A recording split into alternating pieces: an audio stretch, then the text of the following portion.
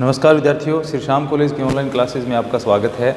इस क्लास में हम बीए बीएड थर्ड ईयर के लिए विश्व का प्रादेशिक भूगोल पढ़ रहे हैं, जिसका ये 91वां भाग है। विश्व के प्रादेशिक भूगोल में हम अफ्रीका का प्रादेशिक अध्ययन कर रहे हैं।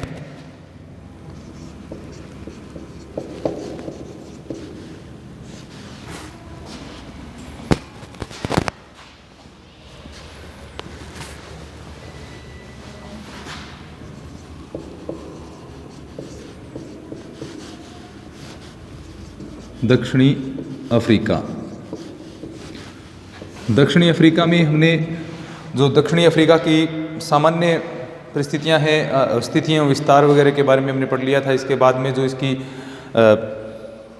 धरातलीय स्थिति है और जो जलवायु है उसके बारे में हमने पढ़ लिया था। अब आगे है प्राकृतिक वनस्पति।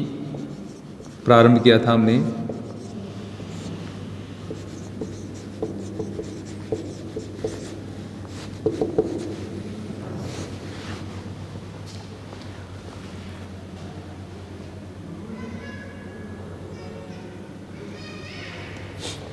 प्राकृतिक वनस्पति के बारे में हमने पढ़ना है।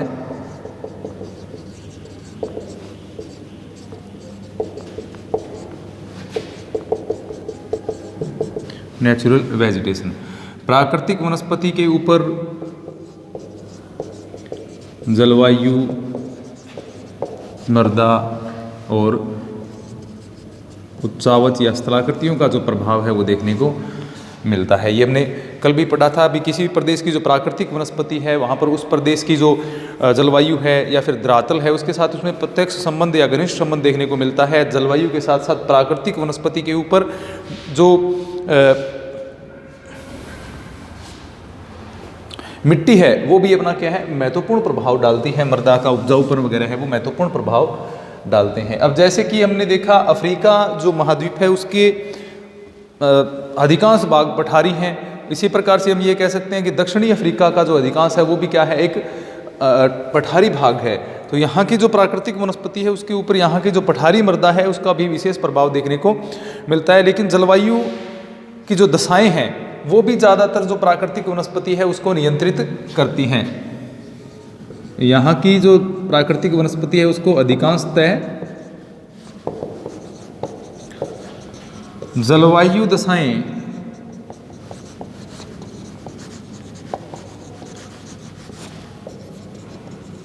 नियंत्रित करती हैं। किस प्रकार से जलवायु का प्रभाव यहाँ की प्राकृतिक वनस्पति को देखने को मिलता है, क्या क्या प्रभाव हैं, उनके बारे में हम थोड़ा सा इसमें देखेंगे। इसके बाद में जैसे कि विविध प्रकार की यहाँ पर जो धरातलीय विशेषताएं हैं वो देखने को मिलती हैं विभिन्न क्षेत्रों की। तो यहाँ का जो विशेषतः दक्षिणी अफ्रीका का जो पठारी भाग है, जैसे कि पूर्वी भाग में हम बात करें, ट्रांसवाल वाला क्षेत्र है, वहाँ पर अगर हम देखें तो वहाँ की जो वनस्पति है, जो पठारी क्षेत्र है उसका प्रभाव उसके वनस्पति के ऊपर देखने को मिलता है। और उस क्षेत्र में ज़्यादातर कौन सी वनस्पति पाई जाती है, सवाना वनस्पति पाई जाती है। पूर्वी भाग में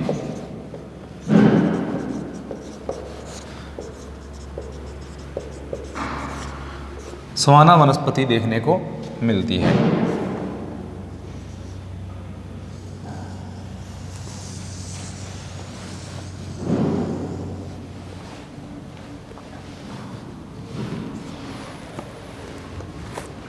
थोड़ा सा इसका मानचित्र के माध्यम से इसको समझते हैं। तो मानचित्र के माध्यम से देखते हैं इसको। जैसे कि इसका जो पूर्वी भाग है, विशेषतः कौन से प्रांत की बात करें हम, पुराने हिसाब से देखें तो ट्रांसवाल जो क्षेत्र है, ट्रांसवाल प्रांत है जिसमें लिम्पोपो है, गैटिंग है, मापुमलंगा जो राज्य उससे निर्मित किए गए हैं। तो उनके हिसाब से हम देखें तो यहाँ पर शीतोष्ण घास के मैदान भी पाए जाते हैं। तो इस क्षेत्र में हम देखें तो यहाँ पर जो शीतोष्ण प्रकार की जो वनस्पति हैं, शीतोष्ण जो घास के जो मैदान हैं, या इसके अलावा ये कह सकते हैं कि जो सवाना प्रकार की जो वनस्पति है वो इन क्षेत्रों में देखने को मिलती है। अब दक्षिणी अफ्रीका का जो पठारी भाग है उसके पूर्वी भाग में जैसे दक्षिण ट्रांसवाल, इसके अलावा ऑरेंज फ्री स्टेट है, ये वाला जो क्षेत्र है ये ऑरेंज फ्री स्टेट का है, और ये ट्रांसवाल वाले क्षेत्र का क्षेत्र जो पूरा प्रदेश है इसके यहाँ पर, इसके अलावा लेसोथो ये जो क्षेत्र है यहाँ पर जो घास के मैदान पाए जाते हैं। यहाँ कौन से घास के मैदान पाए जाते हैं? शीतोष्ण घास के मैदान यहाँ पर देखने को मिलते हैं, जिसको किस नाम से जाना जाता है? वेल्ड्स के नाम से जाना जाता है। तो वो घास के मैदान इस क्षेत्र में देखने को मिलते हैं। तो अफ्रीका में एक तो ये घास के मैदान, इसके अलावा जो उष्ण क्षेत्र हैं वहाँ पर मुश्तलिय झाड़ियाँ और सवाना प्रकार की वनस्पति है वो पाई जाती है। उष्ण क्षेत्रों में झाड़ियाँ तथा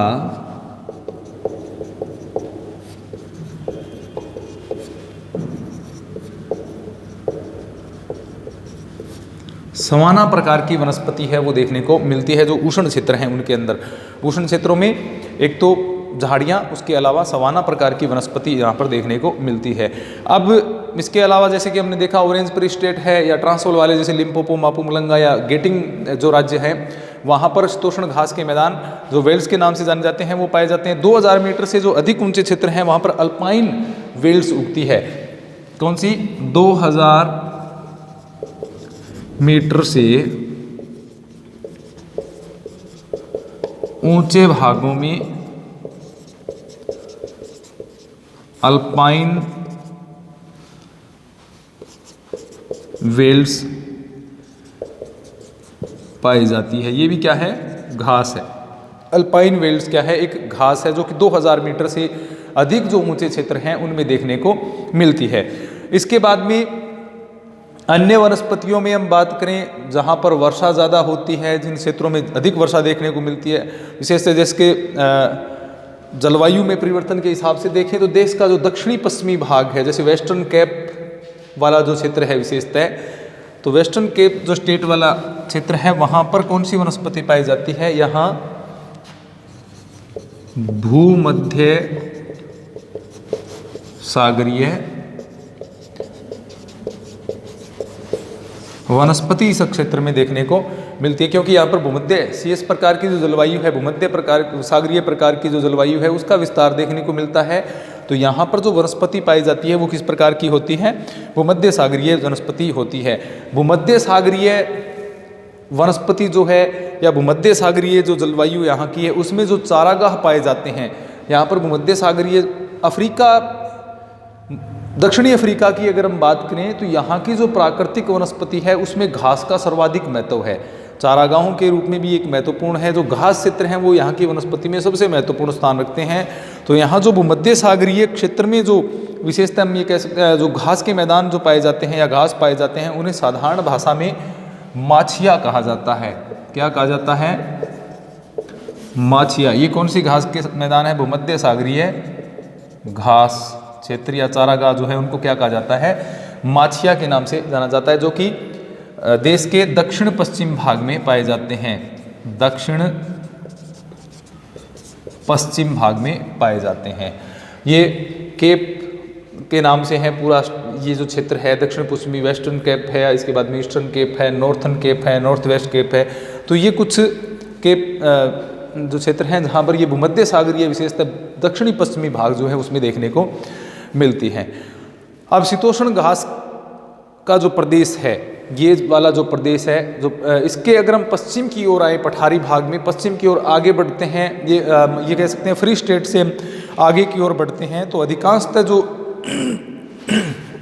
उप मरु प्रदेश है वहाँ पर किस प्रकार की वनस्पति पाई जाती है? उप मरु प्रदेश में, यानी नामीबिया मरुस्थल की तरफ आए तो उप मरु प्रदेश में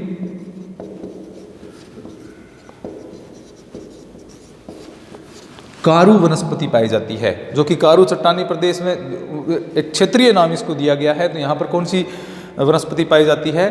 कारू वनस्पति पाई जाती है। ये कारू मरु प्रदेश के आसपास वाला जो क्षेत्र है इसमें कारू जो चट्टानी प्रदेश है उसमें यहाँ पर कारू पठारी भाग की उतली जो चट्टानी मृदा है उसमें एक कारू वनस्पति जो उगती है वो लगभग कितनी होती है? 7 से 30 सेंटीमीटर ये ऊंची होती है। 7 से 30 सेंटीमीटर ऊंची। ये एक झाड़ी नुमा या झाड़ी प्रकार की वनस्पति इसको हम कह सकते हैं। इनको क्या नाम दिया जाता है? कारू झाड़ियाँ इस प्रकार की वनस्पति को कहा जाता है, कारू झाड़ी के नाम से इनको जाना जाता है। तो इस प्रकार से जो शीतोष्ण घास का या वेल्स वाला जो प्रदेश है उससे हम मरुस्थलीय भाग की ओर आते हैं, उप मरु प्रदेश में आते हैं तो वहाँ कारू वनस्पति पाई जाती है। कारू चट्टानी प्रदेश में जो छोटी छोटी घासी छोटी छोटी जो झाड़ियाँ उगती हैं उनको कारू वनस्पति या कारू झाड़ियों के नाम से जाना जाता है। ऑरेंज स्टेट जो है या जिसको फ्री स्टेट के नाम से जाना जाता है, इसके दक्षिणी भाग में कुछ रसदार कारू वनस्पतियाँ भी देखने को मिलती हैं, रसयुक्त कारू वनस्पतियाँ जो देखने को यहाँ पर मिलती हैं। अब कुछ भागों में रसहीन वनस्पति भी होती है जो कि चारागाह की दृष्टि से क्या उत्तम नहीं है, लेकिन जहाँ रसदार वनस्पति जो पाई जा रही है वो चारागाह की दृष्टि से क्या होती है, अधिक पौष्टिक होती हैं, तो इनका ज़्यादा इनको काम में लिया जाता है। इसके बाद में पूर्वी तटीय भागों में जो विशेषतः उष्ण कटिबंधीय वनस्पति है वो भी देखने को मिलती है। ये जो पूर्वी तटीय भाग में उष्ण कटिबंधीय वनस्पति है, यहाँ सवाना प्रकार की वनस्पति भी इस क्षेत्र में देखने को मिलती है। कौन से में? उष्ण कटिबंधीय जो प्रदेश है उसमें। मृदा कारकों और एक विशेष तटीय भाग जो है विशेष जो डरबन के तटीय भाग जो हैं, डरबन के तटीय भागों में डरबन के तटीय भाग में यहाँ पर मैंग्रोव वनस्पति देखने को मिलती है, मैंग्रोव वनस्पति। तो डरबन के तटीय भागों में मैंग्रोव वनस्पति भी यहाँ पाई जाती है। तो ये कुछ विशेष प्रकार की वनस्पतियाँ हमने देखी। यहाँ पर दक्षिणी केप प्रांत है जहाँ पर लगभग क्या वर्ष भर जो वर्षा होती रहती है। दक्षिणी जो केप प्रांत, ये जो वेस्ट केप है, ईस्ट केप है, इसका जो दक्षिणतम हिस्सा है जिसको हम क्या कहेंगे, दक्षिणी केप कहेंगे, जहाँ पर क्या वर्ष भर समान रूप से वर्षा होती है। तो इन क्षेत्रों में शीतोष्ण सदाबहार वन भी देखने को मिलते हैं। दक्षिणी केप प्रांत में शीतोष्ण सदाबहार वन देखने को मिलते हैं। तो दक्षिणी पश्चिमी भाग में भूमध्य सागरीय वनस्पति हैं। जो मरुस्थलीय क्षेत्र के आसपास का क्षेत्र है उसमें कुछ सवाना वनस्पति, उष्ण क्षेत्रों में कुछ झाड़ियाँ, कारू प्रकार की झाड़ियाँ वनस्पति। डरबन का जो क्षेत्र है विशेषतः जो तटीय भाग है वहाँ पर क्या है, मैंग्रोव वनस्पति पाई जाती है। ट्रांसवाल क्षेत्र जिसमें लिम्पोपो, मापुमलंगा या गेटिंग जो राज्य आते हैं उसमें विशेषतः शीतोष्ण घास के मैदान जिनको वेल्स कहा जाता है, साउथ अफ्रीका में वेल्स पाए जाते हैं।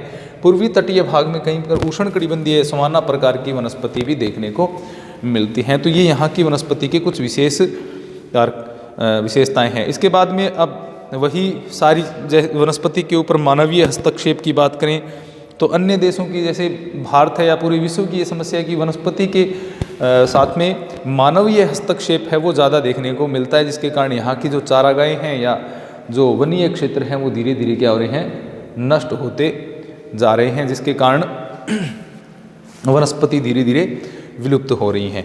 तो ये साउथ अफ्रीका की, दक्षिणी अफ्रीका की प्राकृतिक वनस्पति की कुछ विशेषताएं हमने देखी, कौन कौन सी प्राकृतिक वनस्पतियां यहाँ पर पाई जाती हैं।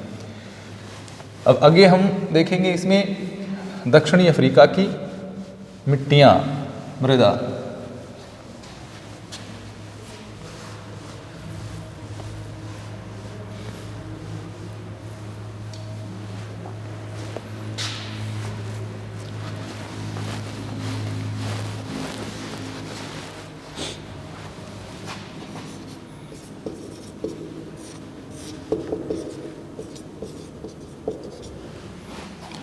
मिट्टियाँ या मृदा, सोइल।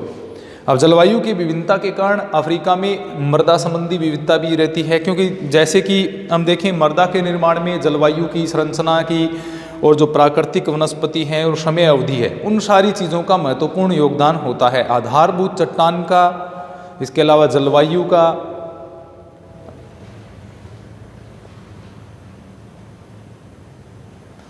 आधारभूत चट्टान का, जलवायु का, और इसके साथ साथ में यहाँ जो विशेषतः समय अवधि है उसका महत्वपूर्ण स्थान रहता है। किसी भी प्रदेश की मृदा निर्माण में एक महत्वपूर्ण योगदान रहेगा। तो यहाँ की जो जलवायु की विभिन्नता जो है अफ्रीका की, दक्षिण अफ्रीका की जो जलवायु भिन्नता है वो यहाँ की मृदा को भी प्रभावित करती है। तो अधिकांशतः जो उपजाऊ शक्ति है यहाँ की वो कम पाई जाती है, क्योंकि यहाँ की मृदाएं जो है, यहाँ की मिट्टी जो है एक कह सकते हैं कि एक प्रकार से अपरिपक्व मिट्टियाँ यहाँ पर देखने को मिलती हैं। अनेक प्रकार की मिट्टियाँ यहाँ स्थानीयतः पाई जाती हैं। दक्षिण अफ्रीका की हम बात करें तो यहाँ पर लगभग 5 प्रकार की मिट्टियाँ हैं वो देखने को मिलती हैं। कितने प्रकार की? 5 प्रकार की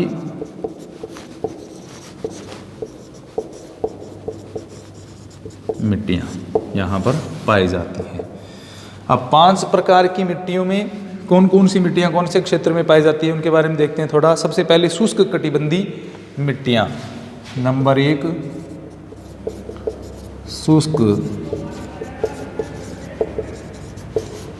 कटिबंधी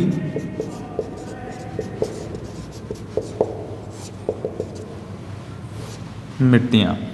तो सबसे पहली है शुष्क कटिबंधी मिट्टियाँ। इस प्रकार की जो मिट्टियाँ हैं वो हाई वेल्ड में पाई जाती हैं। यहाँ पर अफ्रीका के कुछ भाग हैं जिनको अलग अलग प्रदेशों में बांटा गया है। जैसे सबसे पहला जो भाग है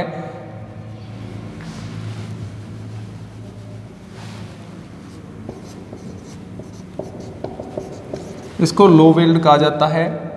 ये इससे नीचे का भाग है ये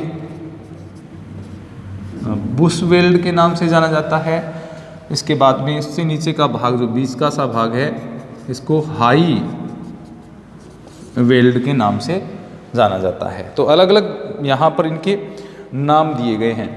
तो ये जो सबसे पहले शुष्क कटिबंधी जो मिट्टियाँ हैं ये विशेषतः हाई वेल्ड में पाई जाती हैं। ये हाई वेल्ड के समतल भूभाग में, इसके अलावा बैक वेल्ड का जो घाटियों वाला क्षेत्र है उसमें ये मिट्टियाँ देखने को मिलती हैं। तो सबसे पहले तो कहाँ मिलती हैं ये? हाई वेल्ड में। उष्ण कटिबंध शुष्क कटिबंधीय मिट्टियाँ कहाँ पर मिलती हैं? हाई वेल्ड जो प्रदेश है उसमें। इसके अलावा बैक वेल्ड के घाटी जो प्रदेश हैं उनमें देखने को मिलती हैं। विशेषतः ये जो नेटाल प्रांत वाला जो वेल्ड प्रदेश है या पहाड़ी प्रदेश जो है, क्वाजुलू नेटाल वाला जो क्षेत्र है उसमें भी देखने को मिलती हैं ये मिट्टियाँ। तो सबसे पहले शुष्क कटिबंध मिट्टियाँ हाई वेल्ड, बैक वेल्ड और जो क्वाजुलू नेटाल वाला क्षेत्र जो है उसमें देखने को मिलती हैं। अब यहाँ पर जो विस्तृत मिट्टी है वो हल्की भूरी और बलुई मिट्टी ये होती है। कैसी है ये? हल्की भूरी बलुई मिट्टी। हल्की भूरी बलुई मिट्टी यहाँ पर देखने को मिलती है, या बालू मिट्टी हम इसको कह सकते हैं। इन मिट्टियों में पतली परतें होती हैं और ये विशेषतः कृषि के लिए अनुपजाऊ हैं। ये कृषि के लिए अनुपयोगी हम कह सकते हैं। घास इनमें उगती हैं ज़्यादातर। पतली परतें पाई जाती हैं। इसके अलावा ये कृषि के लिए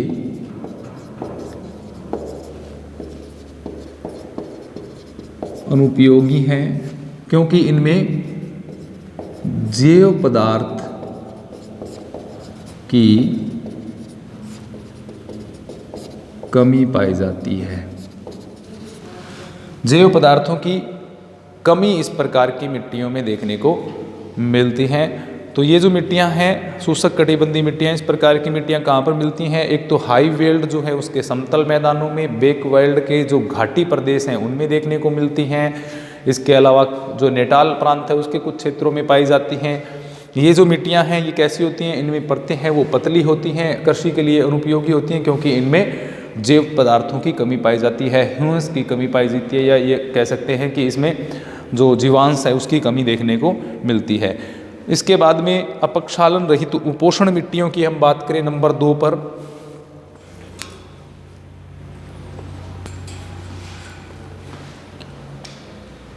अपक्षालन रहित उपोषण मिट्टियां।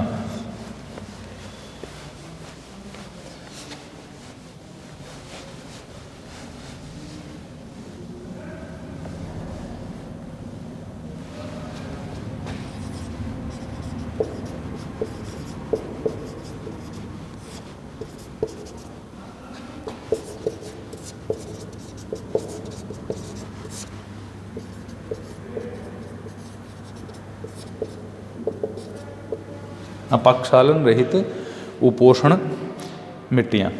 अब ट्रांसवल बुशवेल्ड के जो क्षेत्र जिनमें नीचे बेसाल्ट पाया जाता है, ऊपरी तल के जो नीचे बेसाल्ट जिस क्षेत्र में पाया जाता है वहाँ ये मिट्टियाँ पाई जाती हैं। कहाँ पर? ट्रांसवल के बुशवेल्ड क्षेत्र जो है, ये बुशवेल्ड क्षेत्र आ गया।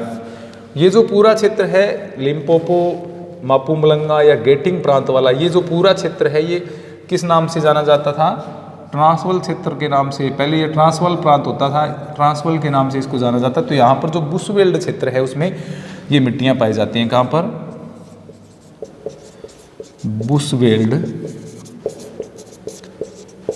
क्षेत्र में इन मिट्टियों का विस्तार है वो देखने को मिलता है। जहाँ पर नीचे बेसाल्ट का विस्तार है वो पाया जाता है, यानी ऊपरी जो पट्टी है उसके नीचे बेसाल्ट पाई जाती है। वहाँ पर कौन सी मिट्टी पाई जाती है? काली चिकनी मिट्टी है। ये किस प्रकार की मिट्टियाँ हैं? काली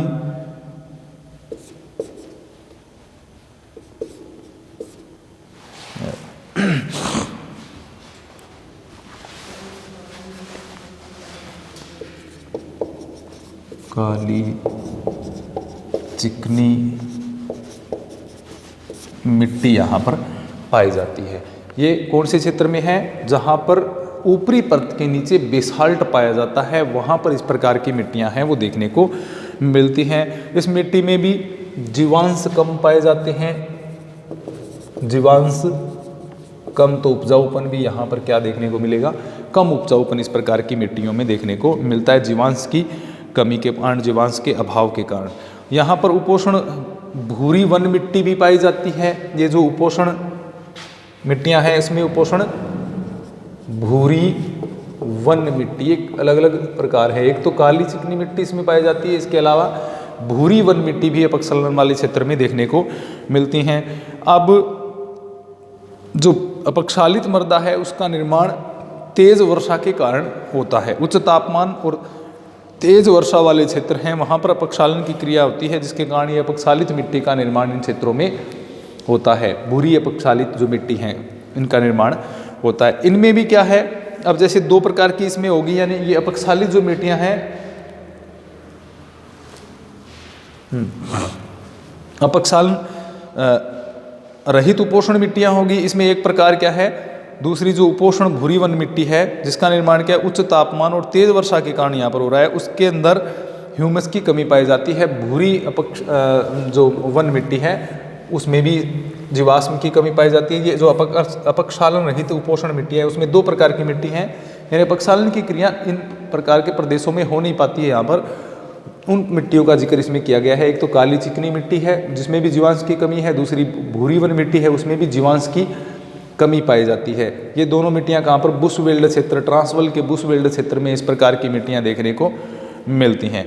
तो ट्रांसवल बुशवेल्ड में उन क्षेत्रों में जहाँ पर तल के नीचे बेसाल्ट मिट्टी पाई जाती है वहाँ कौन सी मिट्टी पाई जाती है? उपोषण काली चिकनी मिट्टी, और इस मिट्टी में भी जीवांश कम पाए जाते हैं। और यहाँ पर उपोषण भूरी वन मिट्टी भी पाई जाती है जिसका निर्माण क्या है? उच्च तापमान और तेज वर्षा के कारण हुआ है। लेकिन ये अपक्षालन रहित है, मैंने अपक्षालित बोल दिया था इनको बीच में, लेकिन ये क्या है? अपक्षालन रहित मिट्टियाँ इनको बताया गया है और इनमें जीवांश की कमी पाई जाती है। क्योंकि जहाँ अपक्षालन की क्रिया होगी तो वहाँ तो किस प्रकार की मिट्टी पाई जाएंगी? लैटराइट प्रकार की मिट्टियाँ वहाँ पाई जाएंगी, जिनके बारे में हम आगे पढ़ेंगे। तो ये हमने दक्षिणी अफ्रीका में दो प्रकार की जो मिट्टियाँ के समूह हैं उनके बारे में पढ़ा। एक तो शुष्क कटिबंधीय मिट्टियाँ पाई जाती हैं और दूसरी अपक्षालन रहित उपोषण प्रकार की मिट्टियाँ पाई जाती हैं। बाकी जो मिट्टियाँ हैं उनके बारे में हम अगली क्लास में पढ़ेंगे। धन्यवाद।